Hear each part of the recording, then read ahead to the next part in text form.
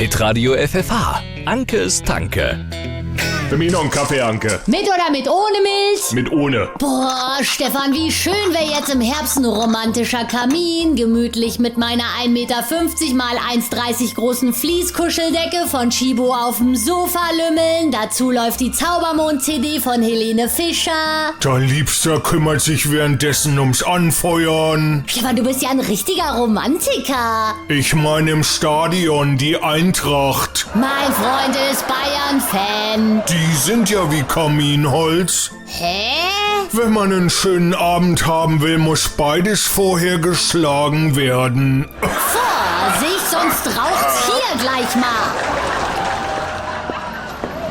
Einmal die Vieh und die Kaminanzünder hier. Gerne.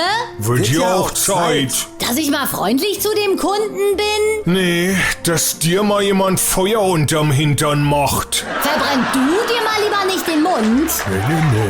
Also der gesetzlich vorgeschriebene Wassergehalt von Kaminholz darf beim Verbrennen übrigens nicht über 20% liegen. Frisches Holz hat bis zu 60% und muss 1 bis 2 Jahre trocknen. Stefan, ich finde ja Männer im Holzfällerhemd sexy. Wenn ich dann Gesabbel oder einen Holzfäller höre, denke ich ja exakt das Gleiche. Und zwar? Ich glaub, es hackt.